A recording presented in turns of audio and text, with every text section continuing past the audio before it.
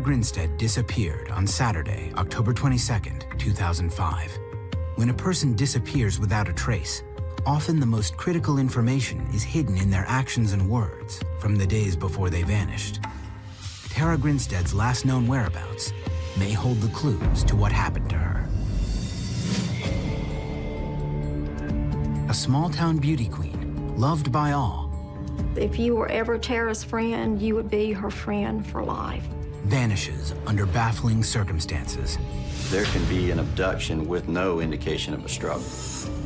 She gave me the impression that he acted like he was not himself. He claimed that he was a serial killer. A massive police investigation thrusts a tiny town into the national spotlight. There was a latex glove. There's all kinds of reasons why people kill others. I've been involved in some major investigations, but this one has had more twists and turns. It's worse than death. Death is final. Someone vanishing, it's not final until you find them.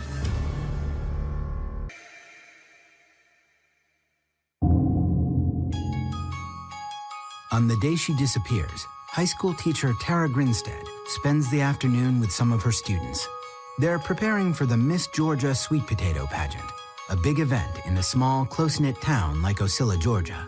On that Saturday, Tara had helped a lot of the girls prepare for the pageant. She had done their hair and their makeup. A lot of them borrowed her dresses as well. And she had so much fun. She had a really good time with the girls. You know, they had snacks and had lunch.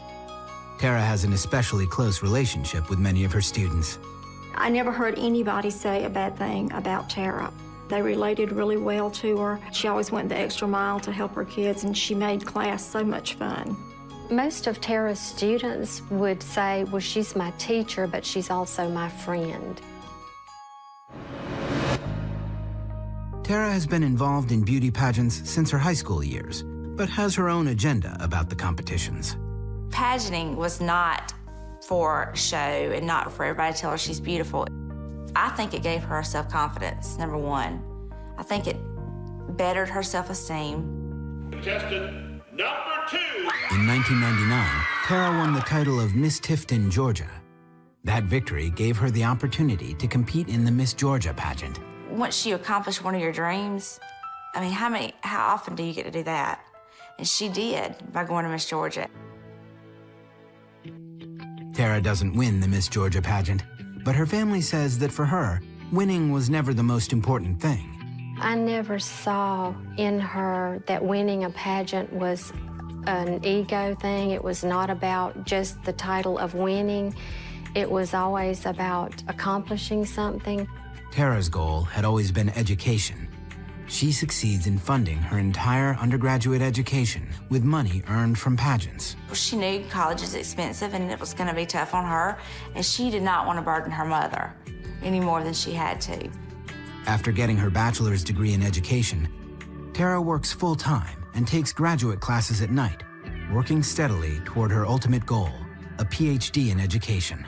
She had gotten a 6-year degree in administration, and that was what she was pursuing her doctorate in. I think she eventually wanted to be a high school principal.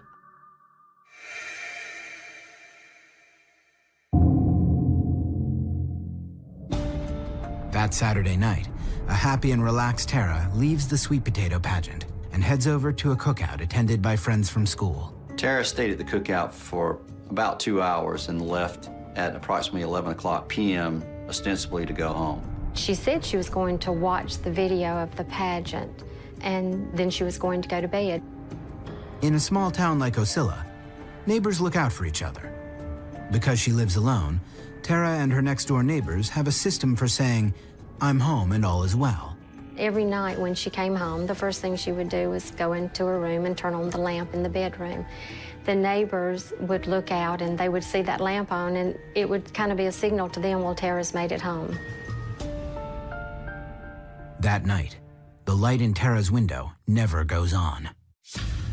The next day, nobody sees Tara. No one is able to contact her, including her mother. The more that she called and the longer the time went on that Tara didn't call her back, she started to get concerned. Sometimes people just want to be left alone. But I can't imagine her ever ignoring her mother's phone call.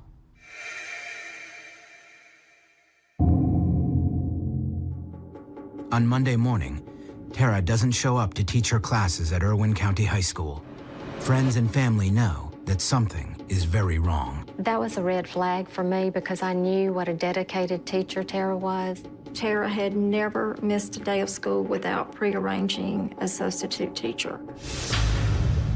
One of Tara's friends calls Ocilla Police Chief Billy Hancock. He indicated to me that Tara had not been seen over the last day, that if the school had been contacted, she had not shown up there. Chief Hancock arrives at Tara's residence at approximately 10 a.m. on Monday. Her car is parked in its usual spot under the carport. The fact that her car was there and she wasn't meant that she probably left with someone. The doors of the car are unlocked. Oddly, there is an envelope containing $100 in cash left in the center console. I would think it'd be unusual for anybody to leave that amount of cash in the car and leave it unlocked. That's not like Tara to have money laying around any place. Inside Tara's house, however, everything looks fairly normal. There was no sign of forcible entry. There was no clear indication that any kind of struggle had occurred inside. Both the exterior and interior of Tara's residence are photographed in detail. Every room was photographed thoroughly to capture, what the condition of the house was at the time of our arrival. Clothing and accessories scattered around the floor help police reconstruct some of Tara's last known movements. The clothes Tara was wearing on the night of October 22nd were on the floor in her bedroom, which indicated to us that she had indeed arrived home. Her bed appeared as if possibly somebody had either slept in it or laid in it. Her cell phone was in the charger. It was still there in the charger. And to us, it indicates that she left the house with intentions of coming back. She knew she wasn't going to be gone long enough to have use of her cell phone. Investigators locate more intriguing clues outside Tara's house. A business card is wedged into her front door. They find something far more disturbing on the ground. Initial law enforcement officers who arrived immediately spotted a latex glove lying in the grass in the front yard, several feet away from the front door. Then I really got scared. For investigators, the latex glove is an ominous indicator of foul play. It certainly indicated to us that there was a strong likelihood that a crime had occurred. It would imply that whoever was using it was trying to avoid being detected. The latex glove's not something that all of us have. I think somebody had it very specifically so that they would not leave a trace. Our gut feeling upon processing Tara's residence was that a crime had occurred. Coming up, police investigate the men in Tara's life and uncover some troubling leads. She gave me the impression that he acted like he was not. After a day spent with friends and colleagues, 30-year-old high school teacher Tara Grinstead has vanished. I have never known Tara to just take off without letting somebody know. I'm not aware of any time that she ever did that. Everybody might not know, but somebody always knew where she was. By the time local police arrive at her residence, nobody has seen or heard from Tara for almost 2 days. Everybody knew that she just had not, gone off for a couple of days, that something had happened, something serious had happened to Tara. Due to the urgent nature of the case, Ocilla Police request the assistance of the Georgia Bureau of Investigation.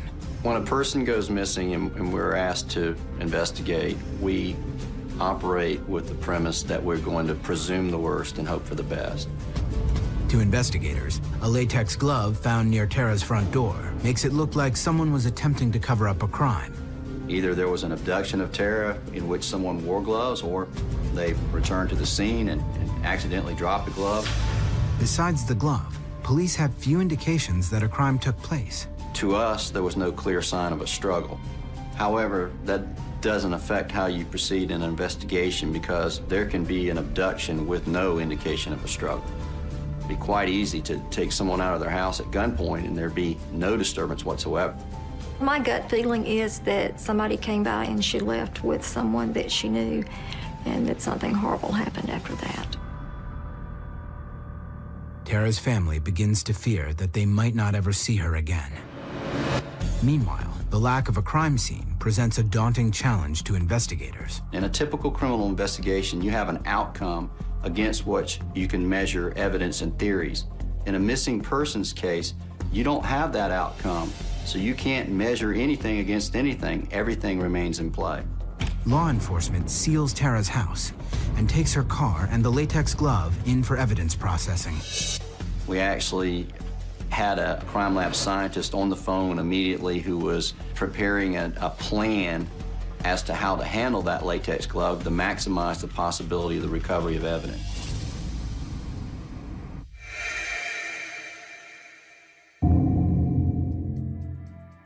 Tara has been missing for 12 hours. That evening, at Irwin County High School, students and teachers band together in an effort to find her. The first flyer that was made just basically had a picture of Tara and just had the words missing on it. It just described her height and weight and color of her hair and her eyes. The students are coming up and they're like, you know, what can we do? We can't just stand around. And I was so touched that, you know, these kids did that. And, you know, they did this until like 1 o'clock in the morning. Tara's fellow teachers and students design and then distribute hundreds of flyers throughout the Ocilla area. Posters were everywhere in this community. I mean, they were on light poles, in business windows, on cars, just almost everywhere imaginable. Georgia Bureau of Investigation agents interview all of Tara's neighbors and conduct an extensive search of her neighborhood. Also, some tracking dogs were brought in to try to see if they could pick up on any kind of scent of Tara, to see if she had gone somewhere on foot that we might be able to find her. Both the canvas and the search dogs turn up nothing of value to investigators. Searching for clues, they delve deeply into Tara's background. You learn as much about the victim as you can, their timeline, their propensities, their associates. They learn that Tara's circle of acquaintances was huge, from her second job at a department store makeup counter to the various campuses where she took graduate classes. She had been going to school at night for several years, working on her master's and her specialist degree, so that involved a lot of students that she had met that obviously we would not know. But it is closer to home that investigators uncover a deeper mystery. A lot of disappearance cases, you kind of have an immediate focus. You have, you know, a close associate, a boyfriend, or what have you, ex-husband, husband.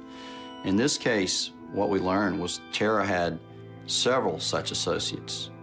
Looking into Tara's personal life, they find a complex series of relationships with men.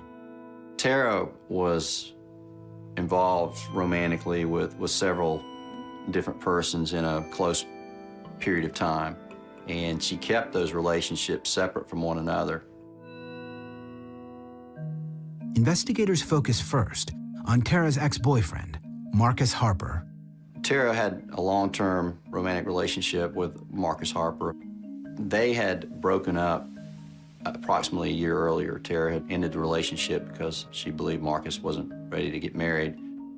Investigators learn that Harper served in the Ocilla Police Department for 4 years and then enlisted in the United States Army Rangers in 2001. She's very proud of him and what he accomplished because he was really good at what he did. Investigators from the GBI conduct a series of interviews with Marcus Harper. We interviewed Marcus Harper the very first day and talked to him several times after that. Over the years that the couple was together, Tara's friends and family got to know Marcus well. They really looked like a great couple. I mean, he was big and strong, and she was, you know, they were like a really good couple, and I think that they enjoyed each other. Anytime that we were around Marcus, we had a very good relationship with him. He was always very respectful to us. He was always respectful to Tara when we were with them. Anita Gaddis sees her sister's relationship with Marcus quite differently. Tara was a little bit afraid of him. You know, he's been an Army Ranger, and the training that they have is just unbelievable. The things that they can do, the things that they survive. And we stayed in touch with him during his training, and I know what he was able to survive. So I know what the guy's made of. Despite the differing perceptions within her family, Investigators find no history of violence in Tara and Marcus's relationship. But they discover that several months before she disappeared, Tara did experience the threat of violence at the hands of one of her former students. He had gone over to her house one afternoon in March of 2005. He wanted to speak to her. The 20-year-old graduated from Irwin County High School the previous year. After taking Tara's history class, he developed a fondness for her. They had a closer relationship upon his graduation. He would speak to her and see her from time to time. I just thought it was, one of her students that had, a crush on Tara because she was so beautiful and so sweet to all of her students. And he was the soul that Tara would have wanted to help. But according to friends, Tara had expressed concern about her former student's behavior. She had told me she'd been having trouble with him, like kind of getting a little too attached to her or whatever, and kind of got an impression that he was not stable. Months before Tara disappeared, he came to her house and tried to physically force his way inside. He wanted to speak to her, and she didn't want to talk to him at that time, and she wouldn't let him in the house, and he became quite upset, loud, began yelling and banging on her door, trying to gain entry. That was a very violent situation. Neighbors actually had to call the police because he was so loud. I was yelling and screaming through the door and banging on the door, and she gave me the impression that he acted like he was not himself. Coming up, in the weeks before she disappears, Tara's personal life begins to unravel. She called hysterically. I said, "Tara, are you okay? You are not thinking about suicide." 30-year-old Tara Grinstead has been missing for 24 hours.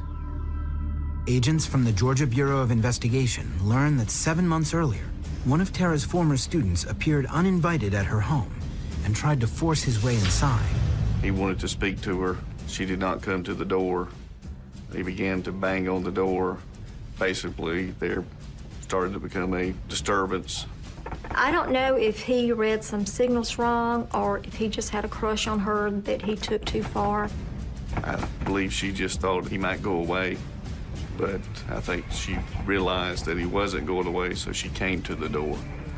They spoke briefly, and I think she tried to go back inside. She then started to shut her door, and he grabbed her on the arm.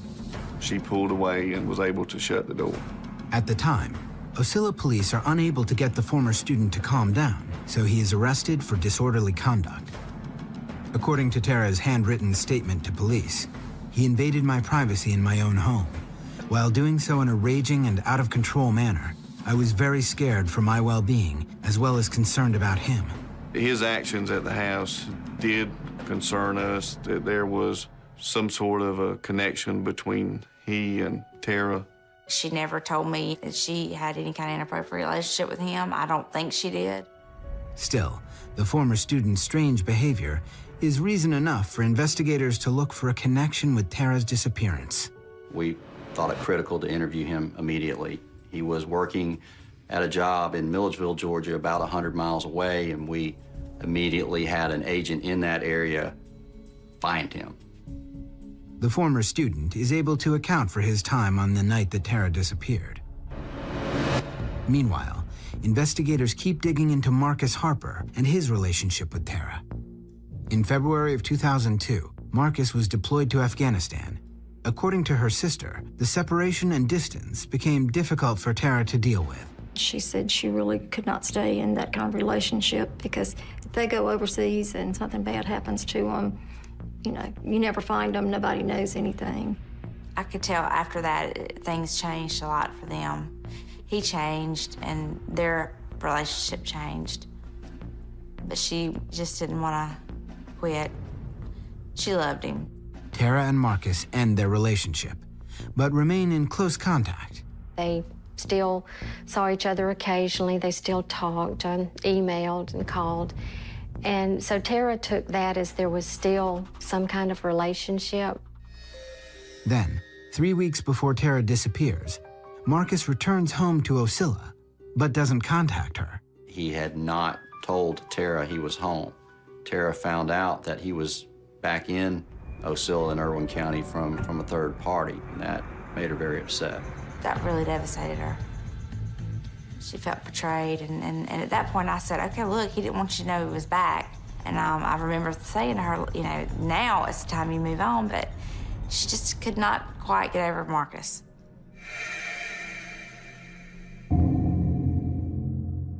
Investigators learn that Tara calls Marcus from her car and confronts him about not getting in touch. She was coming back from class in Waycross when she had engaged in a telephone conversation with Marcus Harper. Marcus tells Tara that their relationship is over once and for all. According to friends and family, she has an emotional breakdown on the road. She called hysterically and just felt like she was not able to drive. And one person went and picked her up, and the other passenger drove her car home. So they took her back to her house, and from what I understand, you know, they had to carry her in, and she was just so, you know, hysterical, crying. Tara's fragile emotional state worries those closest to her. I said, Tara, I mean, in these exact words, do you need anything? Do we need to do anything for you? Are you okay? You are not thinking about suicide. No, I promise you, I'm not, and that is not it. She said, I'm a little depressed, which everybody gets, but I am not suicidal. Tara's family believes that she would never have committed suicide, regardless of how depressed she may have been over Marcus. She was just not that type of person. She would not have done that to our mother. There's absolutely no way, regardless of how, you know, distraught or upset she was. Agents at the Georgia Bureau of Investigation come to the same conclusion. The possibility of suicide was something that was certainly considered, but after a few days and she hadn't been found, it made it much less likely, because when one commits suicide, it's quite difficult to dispose of your own body. So we believe that had that occurred, we would have found her already. In the meantime, investigators continue to gather information from Marcus Harper. In a series of interviews, he accounts for his time on the night Tara disappeared.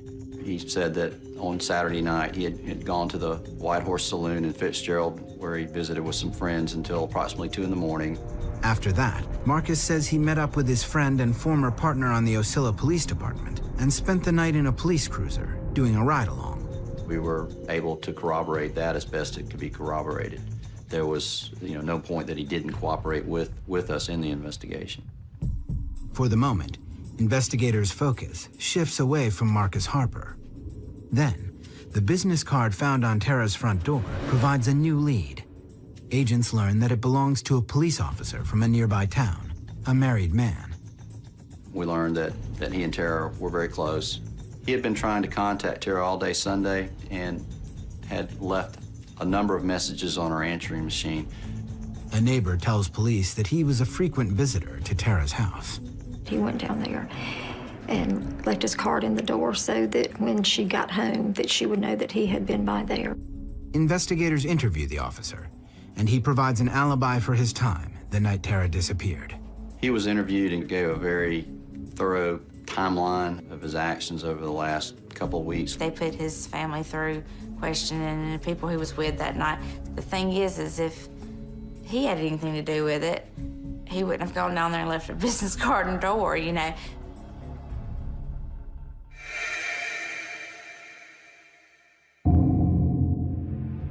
4 days after Tara's disappearance, investigators find themselves back at square one. Desperate to uncover tangible evidence, they organize a large-scale search for Tara. A organized, comprehensive ground search took place of the entire perimeter of Irwin County. We had horses, we had airplanes, people volunteered, we had four-wheelers, four-wheel drive vehicles, we had people walking. The massive search effort uses every tool available in Irwin County's arsenal. Dozens of agencies and hundreds of volunteer searchers take part in the effort to find Tara. It's a very emotional thing, especially when you know the area they're going, when you know they're looking in open, deep wells, when you know they're going through swamps, when you know they're looking in abandoned grain bins. It was pretty intense. It was long hours, long hours. Usually the searches would go on from, say, 9 o'clock 8 or 9 o'clock in the morning until dark. Most of them did not know Tara. They had never met Tara. And you've got hundreds of strangers coming to search for this beautiful person that has vanished. Despite the massive effort, none of the searches come up with any evidence related to Tara's disappearance. It makes you feel helpless because, you know, you want to solve these problems and, you know, you want to catch the bad guy if there's one involved. The one thing good that came out that we didn't find her, you know, was what it gave us hope, of course, that she was still alive. With the search effort yielding no leads, the latex glove found in Tara's yard looms as a piece of potentially critical evidence. Since it was recovered, forensic tests have been ongoing, but agents are circumspect. We weren't real hopeful that we would be able to retrieve meaningful DNA or fingerprint evidence from it, but we had to try. So once we obtained the glove, we took it to the GBI crime lab in Atlanta. Forensic scientists put the glove through a battery of tests, including one looking for the presence of DNA. It's a long shot because, according to police, it's very difficult to recover useful evidence from latex gloves. If you process for fingerprints first, it will destroy DNA evidence. If you process for DNA evidence, you may destroy or somehow cause problems with the fingerprint evidence. They basically cut it up based on the probability of which section of the glove would reveal which type of evidence and processed it accordingly. We all watch TV, and on CSI, you know, they do the DNA, and, you know, we know everything within 30 minutes, but, I mean, it's weeks and weeks and weeks to get results back. And, you know, it's very frustrating to just, you know, sit and wait. Despite the long odds, investigators hit the jackpot. We were able to recover both fingerprint evidence and DNA evidence. The fingerprints found on the glove are only partial prints, limiting their use in the investigation. Fortunately, we also had DNA on the glove, male DNA. Thanks to the DNA evidence, GBI agents finally have a powerful lead in Tara's disappearance.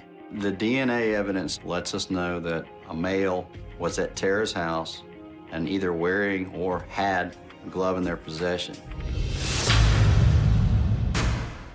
Coming up, police look for a DNA match, believing that person may be responsible for Tara's disappearance. We began swabbing pretty much any associate of Tara's that we came across. And later, volunteers are back searching for Tara Grinstead. the news media descends on Ocilla, potentially compromising the investigation. When you lose control of the flow of information, you don't know what you lost. The investigation into Tara Grinstead's disappearance has been in full force for 10 days. Investigators recovered DNA evidence from the latex glove found at Tara's residence, suggesting that an unknown male was on Tara's property during the time she disappeared. We knew that we were looking for a male potential offender.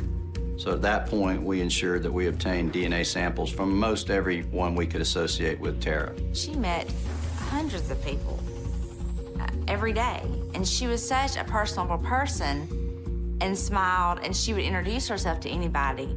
Any male that came in contact with Tara, whether it was at her high school, at one of the colleges she went to, there's very few people that I know that they haven't swabbed. Agents collect the DNA of 144 men that had any contact with Tara, no matter how distant. Essentially, all you do is take a swab of the inside of someone's cheek and submit that swab for comparison against the questioned DNA. In our case, the DNA from the glove. But when the samples of DNA are compared, there is no match with any of Tara's male associates. Investigators find no match with the National DNA Database either. We've investigated everyone that we know of that was closely associated with Tara, and we can't find anything to indicate that any of them are responsible for her disappearance. But investigators can't eliminate any of the men in Tara's life either. They might have had an accomplice whose DNA was left on the glove. Maybe someone was involved in moving Tara's body. Maybe someone was involved in cleaning up, whatever evidence may have been at her residence before we arrived. The lack of conclusive evidence frustrates investigators. Although each of Tara's close male associates provide credible alibis, none can account for every minute of their time during the 34 hours between when Tara was last seen and when she was discovered missing. It's difficult for anyone to account for every hour of every day and provide an alibi for that. There are times that they're alone and nobody knows exactly what they're doing. Because so much is unknown, investigators still need to consider all possibilities surrounding Tara's disappearance.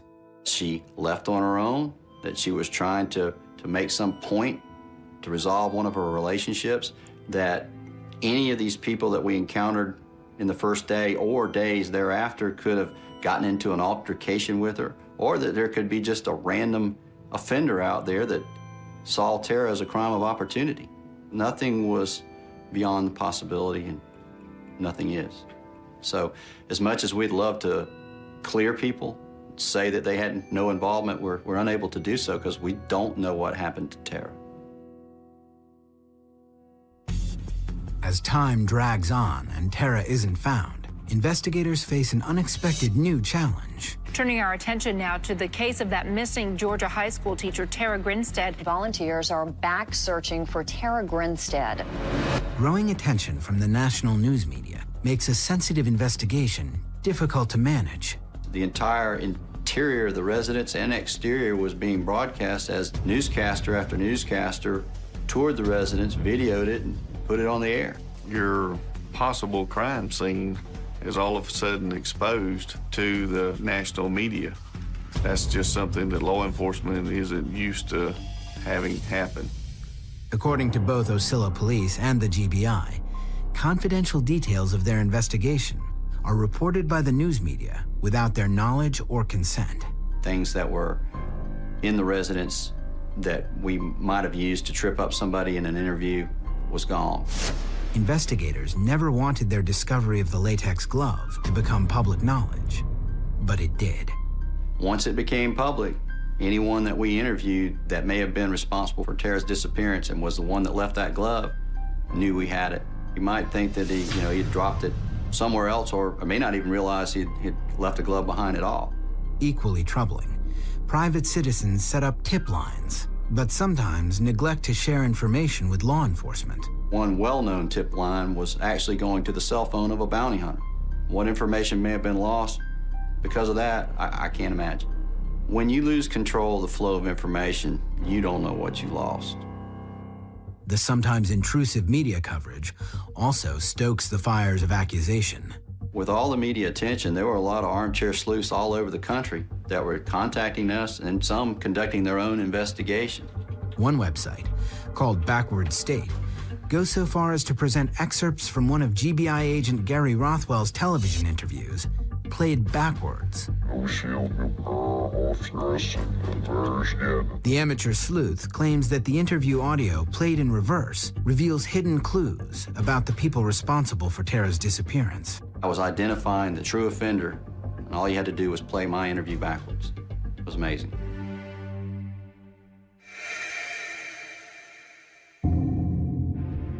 Then, perhaps due to the media blitz, several new tips promising information into Tara's disappearance come in. I got a phone call and was told that there had been a fire not too far out of town, and they said, I don't want to upset you, but I just need to prepare you.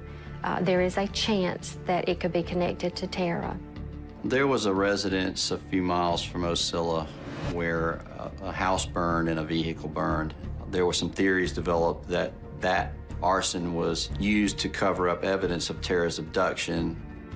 GBI agents and support personnel go to the burned-out house to investigate.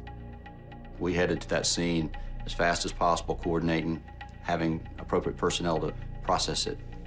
Anytime there's burned bodies or the remains of something are found, it's the first thing that goes through my mind, is it her? But the search effort yields nothing. Nothing at the arson scene was found that could be associated with Tara. In the beginning, every time what sounded like a viable tip would come in, we would immediately think, this is it. After the first probably 2 or 3 times then that happened. You learn to be guarded in your optimism. Over the next few months, more tips come in, but none bring investigators any closer to finding Tara.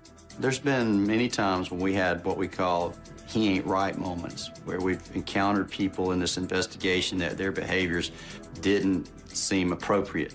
That's happened lots of times. Unfortunately, we haven't found evidence to support those feelings. Most of the time, we found evidence completely to the contrary.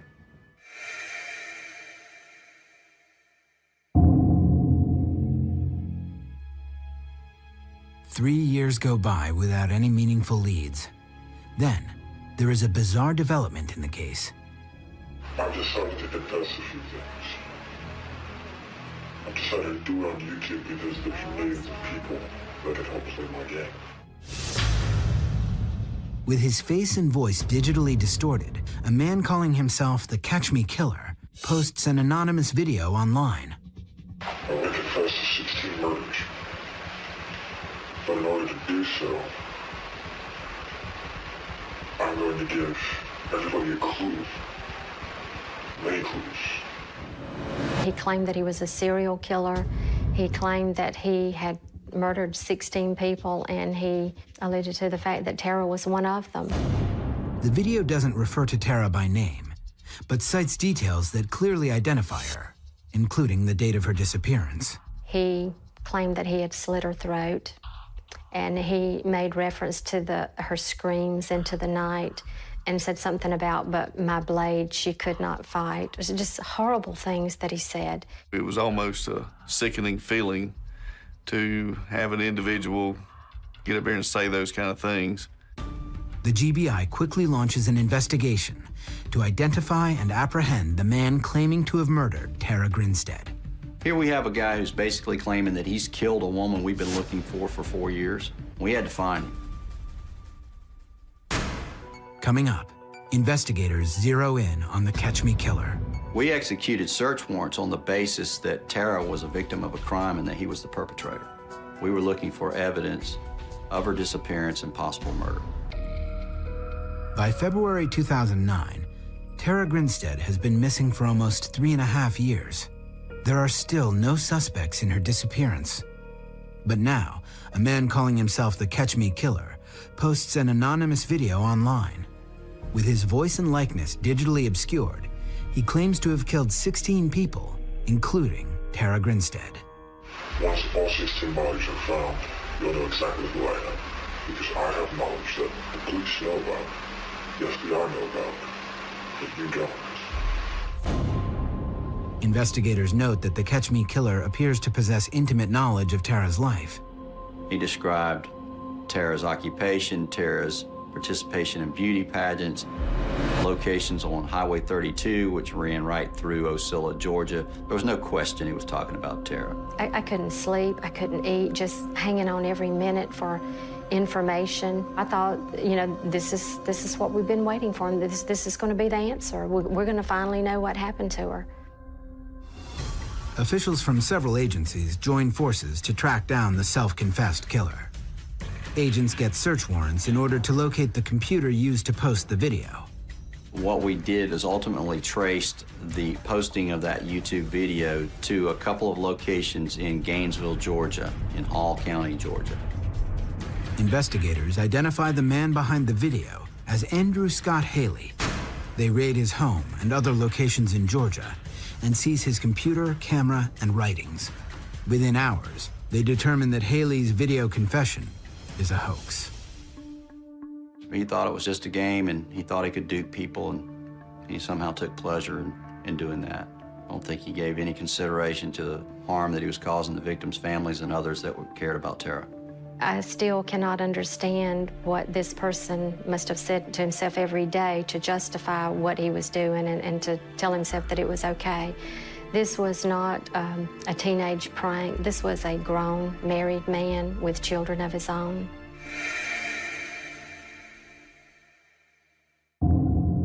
Haley is found guilty of felony tampering with evidence and making false statements, and sentenced to 10 years in prison. As a first offender, He'll serve just 2 years in a work-release jail. Today, the Grinstead case file is the Georgia Bureau of Investigation's biggest active case. Finding Tara still hinges on making a DNA match to the latex glove found outside her home. It's almost amazing that we haven't gotten a hit yet. If someone is responsible for Tara's disappearance, it's highly likely we haven't talked to them yet. Investigators still believe the case will eventually be solved. We have evidence. We have DNA evidence. We have fingerprint evidence. It's not like we have nothing. We have a lot of information. We just don't know what it all means. In the meantime, Tara's family and friends continue to wait. Is she gone? Is she dead? When you just don't know any answers, you don't have a way of controlling your emotions. It's a horrible situation for anybody to have to go through. It's worse than death. Death is final. Someone vanishing, it's not final until you find them. You see how hurt these people are at the loss or disappearance of their loved one, and you want to put an end to that. I've never experienced anything like that.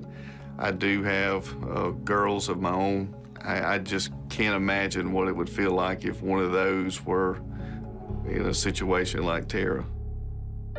With Tara missing now for more than 5 years, her family is desperate for closure on their tragedy. I just feel like her family deserves the truth. Anybody's family deserves to know the truth. We wanted to believe and still believe that somebody out there has the information that we're looking for, and for whatever reason has just not found the courage to come forward with it. We're at the point now where we used to pray that we wouldn't find her. Now we're afraid we won't, and we pray that we will, regardless of the circumstances, regardless of, what we find. When a person disappears without a trace, often the most critical information is hidden in their actions and words from the days before they vanished. Amber Gerwick's last known whereabouts may hold the clues to what happened to her.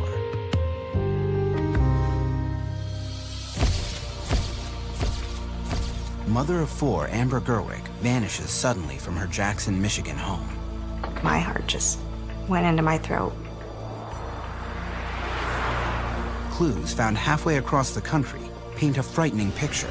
I saw the video, and I just literally could not breathe. Then, old wounds threatened to tear Amber's family apart. I had been through this once before when my brother disappeared. With him, they found a body. How could we as a family endure a disappearance again? What happens next stuns even the most hardened cops. Every now and then, no matter how many cases you've done, somebody will throw a curveball at you from left field.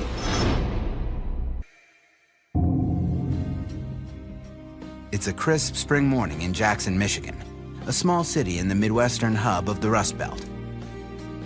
Homemaker Diane Spice lives 5 miles north in the sleepy suburb of Blackman Township. It was a normal, regular day, and the phone rang at early. It was like 10 minutes to 8. The call is about Diane's niece, Amber. It was Amber's boss telling me that she had not been to work for 2 days. 32-year-old Amber Gerwick works as an administrative assistant at a local consulting firm. Amber worked for a company that contracted with Homeland Security. She enjoyed her job. She had just gotten a promotion, was really happy about that. She was really excited. She was going from working in a cubicle to having an office of her own. But it isn't just work that keeps Amber busy. She was taking a medical administration course part-time at school, working full-time. She was maintaining a 4.0 average while taking care of a family. Amber has 4 children. She and her ex-husband share custody. Amber was at a good place in her life. To Diane, her niece's sudden absence from work seems out of character. For her not to show up for 2 days without calling in was very unusual. So I thought, well, maybe she's sick. Amber has recently moved to a one-bedroom apartment a few minutes from her Aunt Diane's home. Diane decides to check in on her.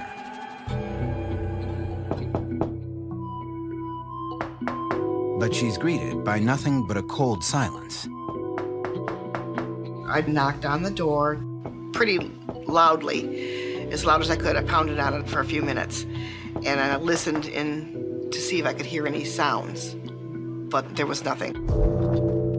Minutes later, Diane breaks the troubling news to Amber's mother, Jackie Seeger. She asked if we had heard anything from Amber recently, and I said, well, we talked to her Saturday. Jackie and her husband Dale speak with their daughter regularly. Amber lives in Michigan, and I live in Georgia, and that's a long ways away. So in order to stay in touch, Amber and I talked to one another on the phone. On April 9th, 2 days earlier, Amber was her usual talkative self. She said that the kids were with their father that weekend, and that she was going to study for the day. But Amber never mentioned plans to miss work. Immediately concerned, Jackie tries her daughter's cell phone. There was no answer whatsoever, just would go to her voicemail. We decided at that point there needed to be a missing persons report filed. Diane files a report with the Blackman Township Department of Public Safety. Well, the next step was, of course, going to her apartment and searching. We felt it was important to check and make sure that she wasn't physically injured and laying in the apartment or worse. Within the hour, patrol officers arrive at Amber's apartment. But Amber is nowhere to be found. The police had crime scene investigative people there searching the apartment. They had called the detectives at that point. Leading the investigation is veteran detective Robert Schrock. As we entered, we made contact with the patrol officers that were on scene. At first glance, nothing appears out of the ordinary. There was no sign of like a struggle or altercation. The apartment wasn't in any type of disarray. There was food in the fridge.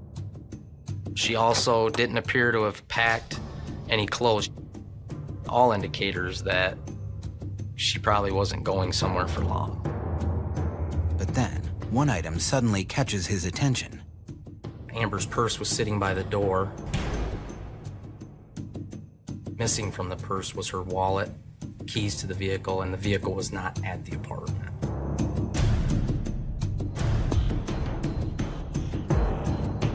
The evidence found in the apartment leads police to believe that Amber had left willingly. Until Detective Schrock reaches the bedroom at the end of the hall. As I walked into the bedroom, I located a cell phone sitting on the bed.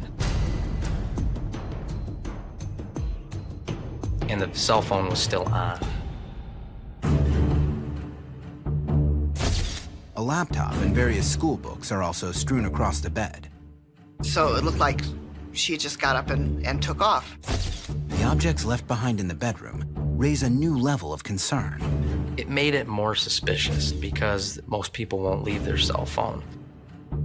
We were completely mystified. We did not know what could have caused her to leave the apartment without her cell phone, because it was attached to her like, you know, it was part of her skin. Detective Schrock begins to piece together possible scenarios. It's one of two things. It's either Amber didn't want to be contacted, or somebody got a hold of her. Did somebody break in? Did somebody get into the apartment? And did somebody take her forcefully? But who would want to harm Amber Gerwick? Police speak with a number of friends and acquaintances, including Amber's ex-husband, but no one stands out as a suspect. However, down in Georgia, the Seegers are convinced their daughter would never disappear under normal circumstances. When she walked out of that apartment, we're thinking there's something wrong. Amber never would have left her children, just up and left her children. Amber's career in security contracting gives her access to an inventory of sensitive government information. Her family wonders if Amber's disappearance is somehow connected to her job. She probably would have known a number of things that could have been important to somebody that was maybe a terrorist or something. Imagination goes wild. You can think of so many different things that could be going on, so many whys and so many what ifs. The clues found in Amber's apartment in Michigan leave the family with a host of agonizing questions. But none points police towards an answer. It was important to get going on this because the last time anyone had spoke to her was on the 9th. A couple days had already gone by, so we were already behind on trying to figure out what had happened. When Detective Schrock returns to the station, he enters Amber into the National Crime Information Center, or NCIC. The system will raise a red flag if Amber or her vehicle appear on police radar for any reason. At that point, we were kind of in this limbo. Like, what do we do? We are sitting here in Georgia. She's missing in Michigan. You know, who do we contact? Who do we talk to? Where do we turn for help? Then, only 3 hours later, the case takes a startling turn. And then suddenly we get this call that the car turned up in Georgia as an abandoned car in Tunnel Hill. I remember having to have that repeated to me because I must have heard it wrong. Her car couldn't have been in Tunnel Hill, Georgia. And here's her car, 600 miles away from Jackson, where she lives. And we're like, now what? Coming up, police uncover a puzzling new clue. I saw the video and I just literally could not breathe.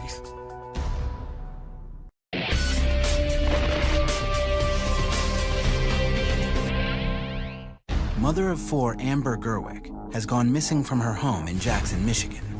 But just 3 hours after her family filed a missing persons report, Amber's car turned up in the parking lot of a Dollar General store in Georgia, over 600 miles from Jackson. And everything changed. The search had suddenly moved from Michigan to Georgia. What's most perplexing is not the SUV's distance from Amber's home in Jackson, but rather its proximity to her parents' home in Calhoun. That's about 35 miles north of us. It's way off the highway. It's just kind of an out-of-the-way place. According to Tunnel Hill Police, the SUV was abandoned in the parking lot at least 2 days earlier. Did she drive the car down here? Did someone force her to drive the car down? Did someone do something to her and then take her car?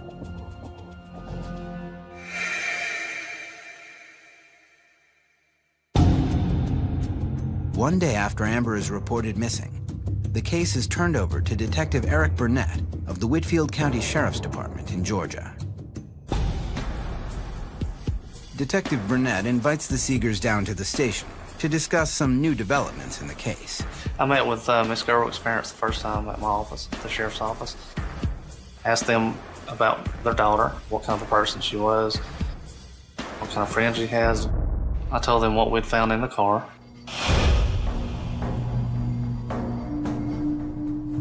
He said initially there appeared to be no signs of a struggle inside of the vehicle. There was no signs of violence. There was no blood evidence.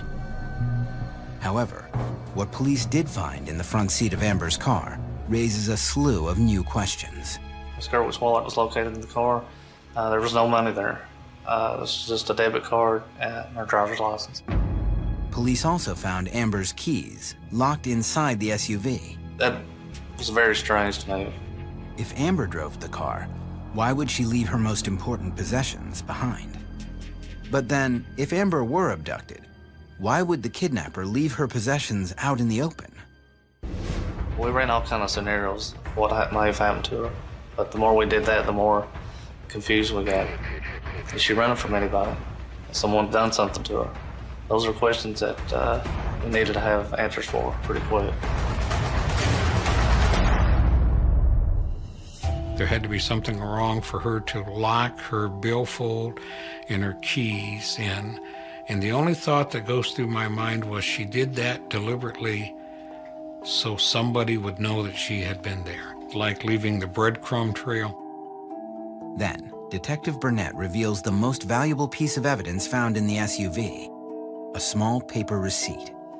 The receipt lists a number of purchases made at the Dollar General store. But since the receipt was locked inside Amber's SUV, whoever was driving the car must have been a customer at the store. And chances are, this person was caught on one of the Dollar General's many surveillance cameras. Based on the receipt, we knew a time and a date of where to look. We wanted to see exactly who was in that store. We went to the Dollar General store and met with the manager at the store to watch the video. Detective Burnett cues the footage up to Sunday, April 10th at 8:04 a.m., the time stamped on the receipt. What it reveals will turn the investigation on its head. This is a surveillance video. It showed a female in there buying several items and leaving the store. She was a white female.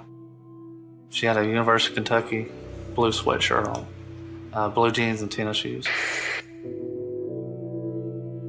I saw the video and I just literally could not breathe. Looked at the monitor and there's my daughter.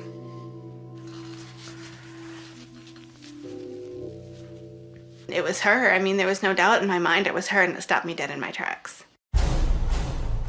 You see her come in. She walks around. She picks up her items. She stops at the checkout. Guy comes to check her out. She kind of says hello to him. She picks up a chapstick or something right there by the cash register, pays for her stuff. And she turned to the left and she just disappeared. Amber's appearance on video ends here. There are no surveillance cameras in the Dollar General parking lot. That's it. That's all we have. We have no way to know what happened when she left the store. We watched it over and over. I just wanted to reach out and touch her. I just wanted to say, where are you, Amber? The footage leaves the Seegers with more questions than answers. She hasn't contacted us. She hasn't attempted to contact us, and why not? Where is she? Never did I feel that Amber had got to Georgia willfully. I don't know why, how, but I know it's not of her own accord. She looked up at the camera. She looks right at the surveillance camera, and we're like, okay, were we supposed to notice that? Was she trying to tell us something? All theories aside, the Seegers must accept a painful reality. Over 3 days have passed since Amber was last seen alive. It's like the big abyss of the unknown right before you. My baby girl has been there, and I feel stronger now than ever before that she's in harm's way, and I can't help her. Coming up, as the search effort expands, police turn their attention to a murky swamp in Tunnel Hill. Dad and I both felt that this was going to end badly.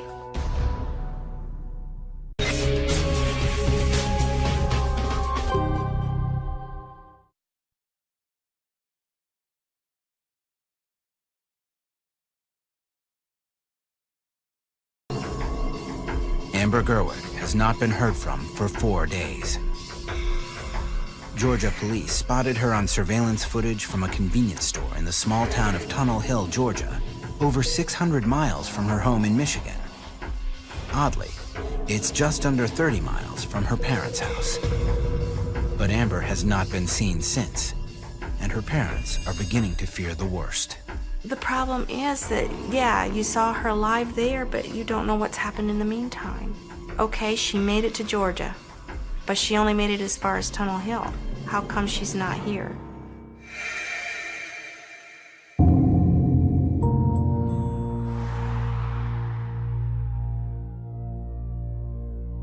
no new leads have surfaced in the last 24 hours, and Amber's father, Dale, is growing restless. Very much a helpless feeling. I don't know what to do. I haven't slept 2 nights before. Emotionally, I'm just torn up. Dale decides to play a more active role in the investigation. I finally had enough. I had to go looking for Amber. He drives to the site of Amber's last known whereabouts, the Dollar General store. I had to walk up and down the aisles. I know that I'm not going to find her there, but I know that that's where she was. And I walked up and down these same aisles. I'm in the aisle where they have the lotions and the shampoos and the stuff, and I walk up and down that. And while I'm walking, I'm thinking, Amber, what's happened to you? There are no new clues to be found inside. But outside, the store's property borders an expanse of densely wooded swampland. So I walked out and back, and I walked a grid pattern by myself, looking for my daughter in the tall grass. I'm not going to deviate from a straight line for nothing. So I'm walking through the brambles, I'm walking through the berry bushes, I'm walking through everything. Dale is driven by instinct, but terrified of what he might find. I climbed down in the drainage culvert, walked that from one end to the other, walked out there through the mud as much as I could to find her. After trudging through acres of jagged bramble and putrid swamp, Dale can go no further. I just sat there and looked down. I was all scratched up, my legs were all muddy and everything. I remember buying some bottled water and washing my legs and stuff off. And I remember the dread of going home because I had not been successful.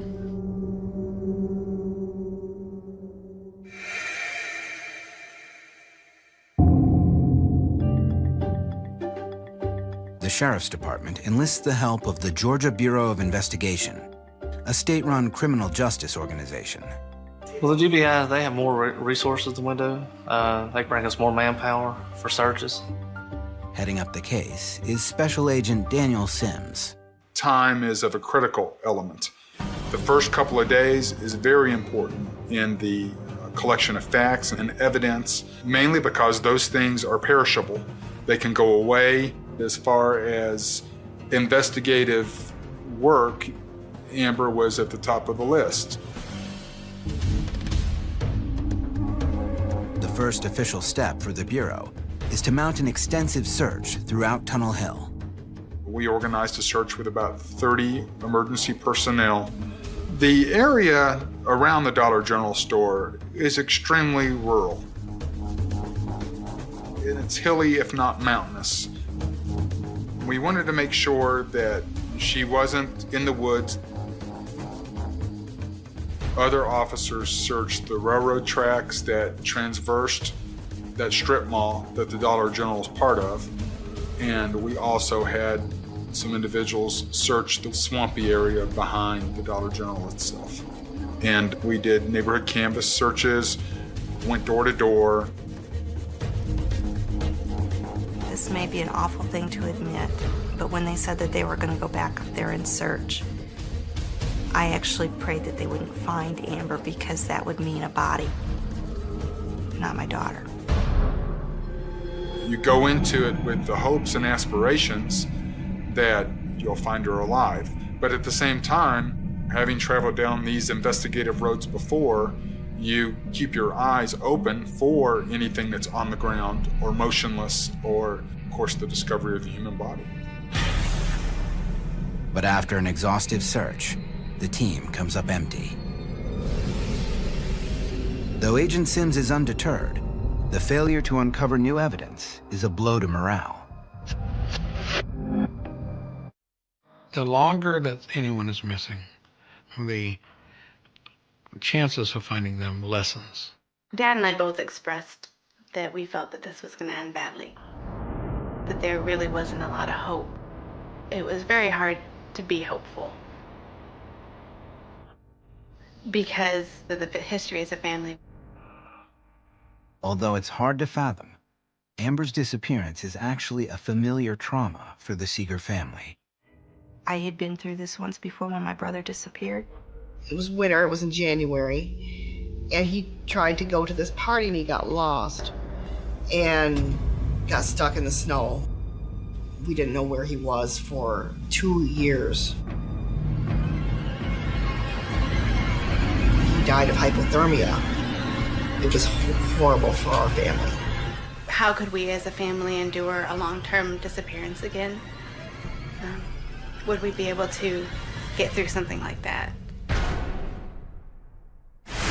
Coming up, Amber's father suddenly finds himself at the center of the investigation. And I remember breaking down. I found it unconscionable, but somebody could make that accusation against me. Missing Michigan resident Amber Gerwit was last seen alive on April 10th, 2011, in a small-town Georgia convenience store. But in the days and weeks following, in spite of a concentrated search effort led by state and local police, no new leads have materialized. When you know that you have a missing person and their family's grieving, it's hard not to think about that even when you're off duty. And I found myself thinking a lot about Amber and where she might be. Distraught by the lack of answers, Amber's parents devote every spare moment to searching for their daughter. Obviously, the detectives and the police and sheriffs and Agent Sims were all doing their part, but we needed to be doing something as well. Amber's brother, Sean, designs a missing persons poster for his parents to distribute around town. It had 3 pictures of Amber on it. Probably the most important picture, believe it or not, was a large angel tattoo on her shoulder. I was never happy that Amber got tattooed until we had this huge angel that we could put out there and say, here's an identifying mark that you can use to find her. When she was younger, she was enamored with angels, and we're talking from an early age. We're talking 3 years old. I had an angel pin, and when I saw the pin, I'd forgotten I had it. I pulled it out and I put it on.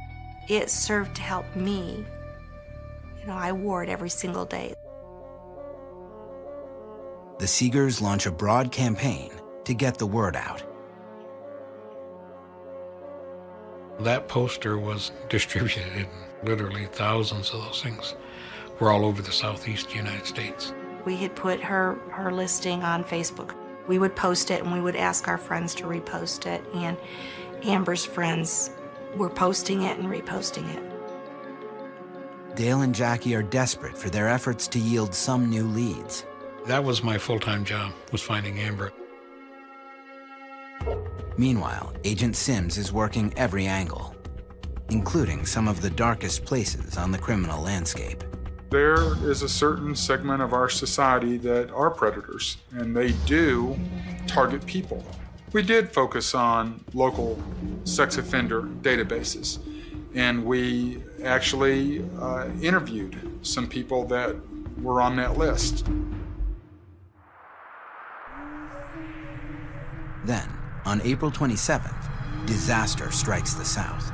Northeast Alabama and northwest Georgia and southeastern Tennessee got hammered with a series of F4 tornadoes. We had to divert ourselves from the investigation to focus on rescue efforts. It was a pretty trying time for everybody in the northwest Georgia region. Suddenly, at the Georgia Bureau of Investigation, Amber's case is no longer priority number 1. We knew that he literally did not have time. That was rather devastating for us. There might be, 2 or 3 hours a day that I could focus on Amber's investigation, and then it was right back to our efforts in helping the communities that were afflicted by the tornadoes. But despite Agent Sims' vigilance, weeks go by with no new answers. For the Seegers, each passing day erodes their hopes of finding their daughter. Amber had been missing for 3.5 weeks. We cried, we prayed, we didn't sleep. It was a real tough time. We were running out of ideas.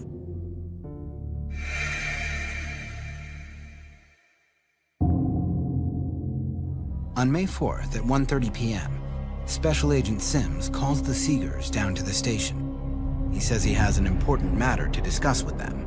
He met us at the Sheriff's Department here in Gordon County, and he said that he needed to question us separately. I told her that we had investigated the case thoroughly, that we had absolutely no evidence to suggest that her daughter had become the victim of foul play. We had no evidence that she was alive. He said, we have no more leads. We don't know where to look anymore.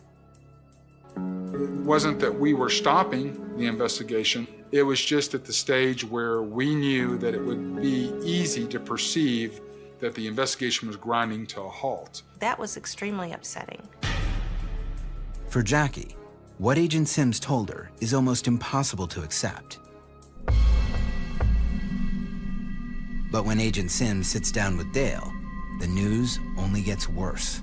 During that meeting with him, he said something to me.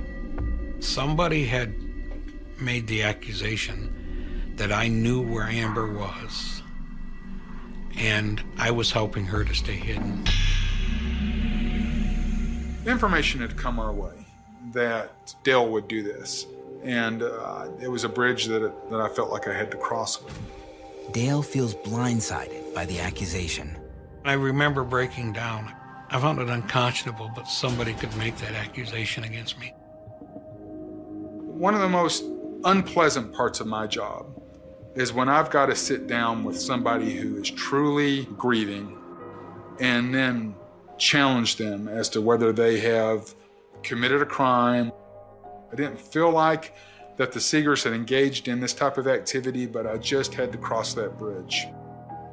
Agent Sims is convinced of Dale's innocence, but it comes as little relief. After we got done with that discussion, he told me there was just nothing more they could do. I remember walking out of that interview room and feeling like I was carrying a 10-ton weight. The Seegers' lives have taken on a hollow sadness they are convinced they will have to live with forever. But they soon would be proven dead wrong.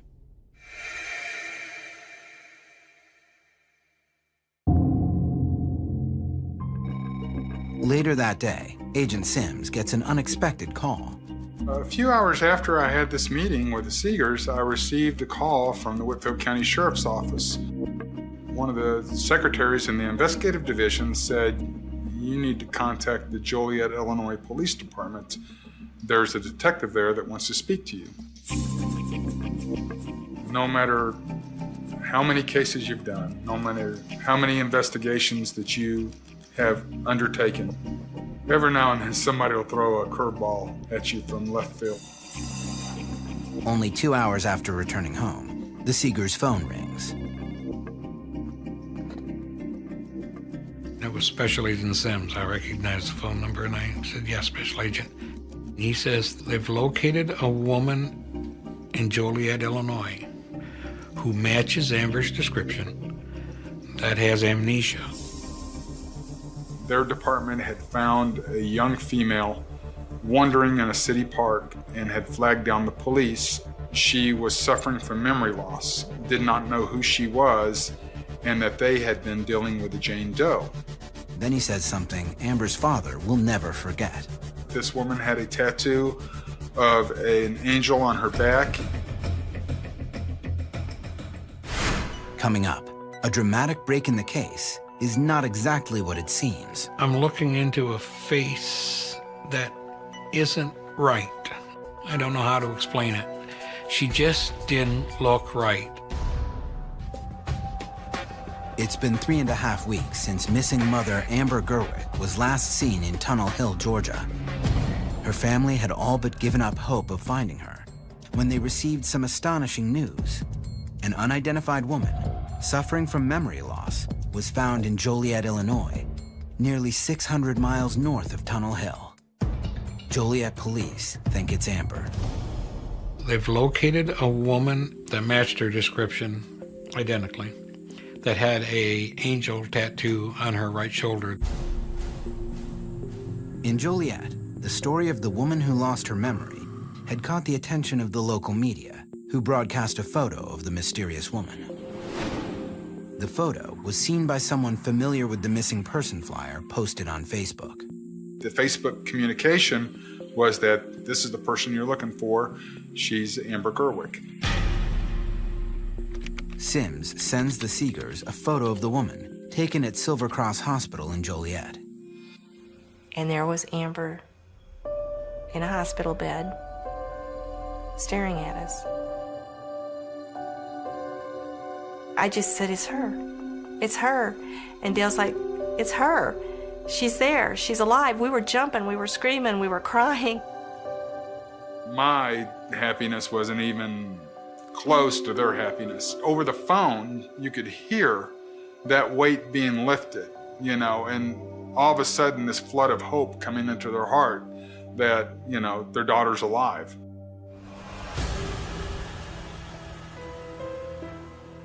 But Dale notices something strange in the photograph.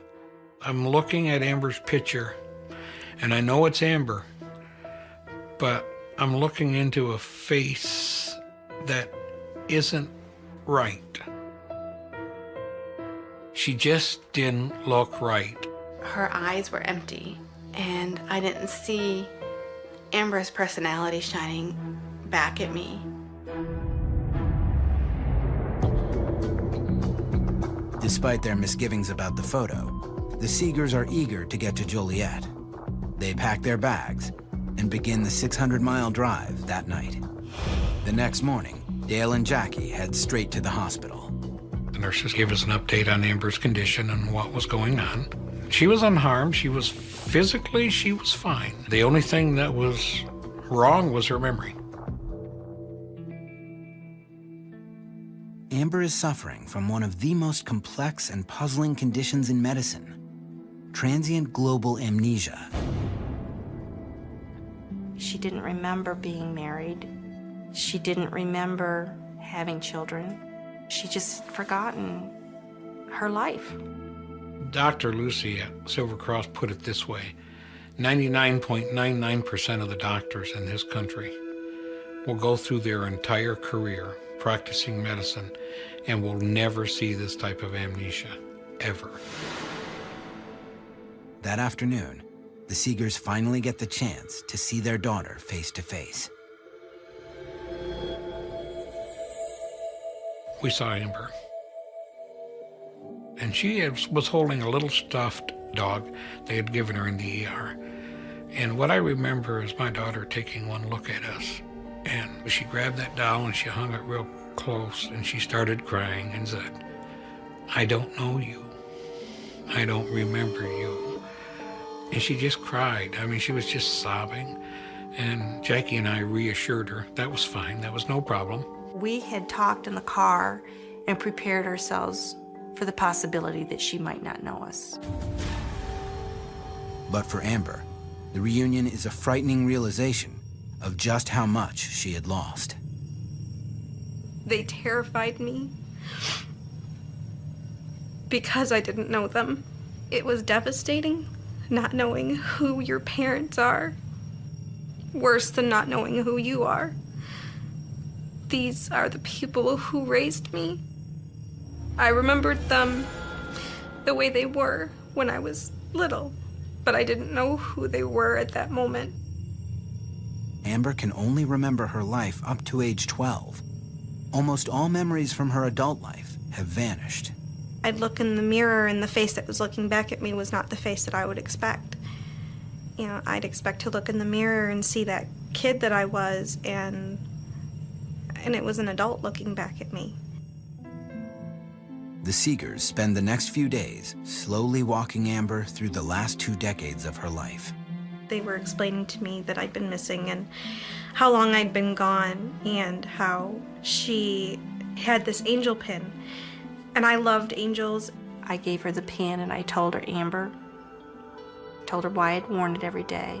And now you need to find yourself. So this is your angel pin now to help you find yourself. At the end of the week, Amber is reintroduced to her 4 children. She met with each of them for a half an hour, one at a time. It was a difficult thing, but she enjoyed seeing her kids, and they were overjoyed. Amber is released from the hospital and travels with her parents to Georgia to begin a long and strenuous recovery process.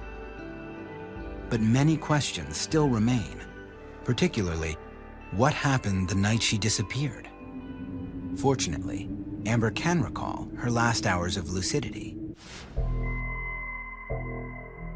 I remember studying, sitting at my computer, trying to get schoolwork done.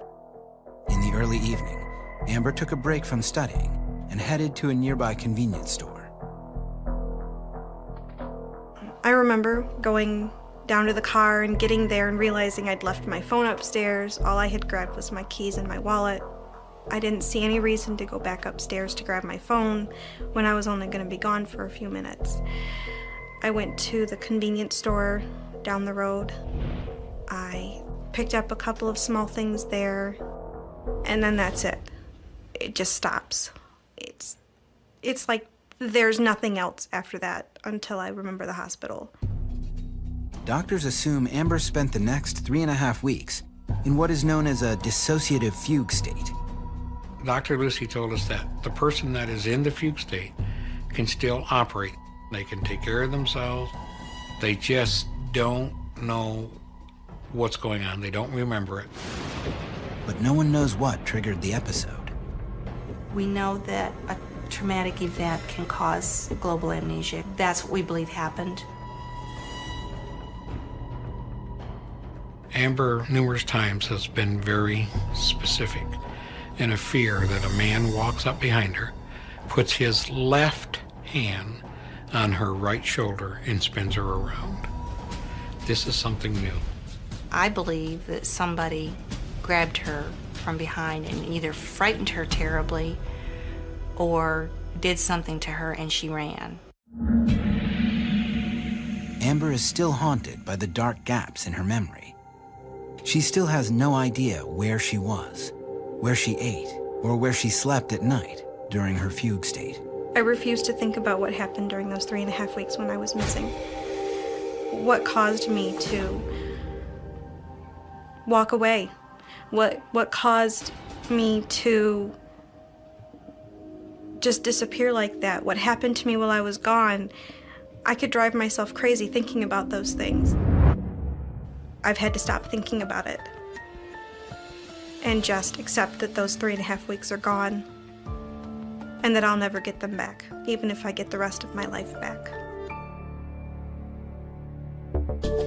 Today, Amber is still working to recover the memories she lost, but she has a positive outlook towards the future. There's so much she doesn't know, so much she doesn't remember, and she wants to know it all. She wants to learn it all. She's remembering a little bit more each day. The Amber that you see today is the Amber that she's always been.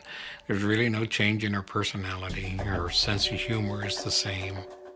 The best thing that has come out of having amnesia, I've had this opportunity to examine my life and the decisions that I made from an almost a third-person perspective. How many people get a chance to re-examine their life like that? Through her ordeal, Amber has learned a valuable lesson. The one thing in the world that mattered the most to me is that people don't lose hope. You have to keep hoping that if somebody that you love is missing, that they're out there. It means the world to me to remember every day how many people refused to give up that I would be found. You can't give up. You have to keep hoping.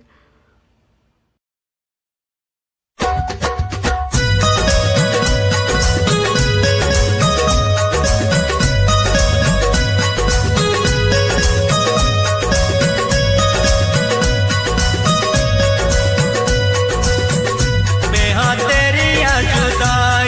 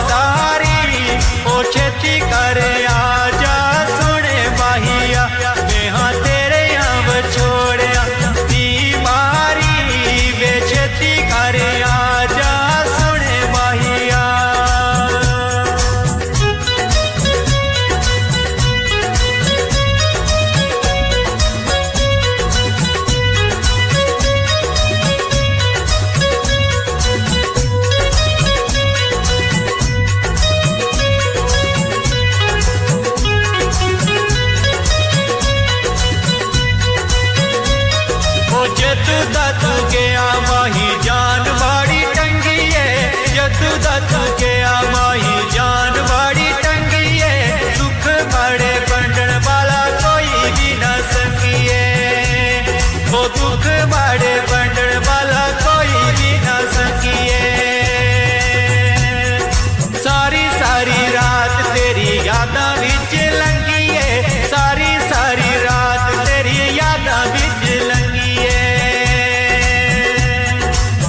ओ जीत जान में तेरे पीछे ठाड़ छोड़ी वे छेती कर आजा सोने माहिया, मैं हाँ तेरिया जुदाइयां दी मारी वे छेती कर आजा सोने माहिया, मुक गई मेरे बाला दी लाली वे छेती कर आजा सोने माहिया।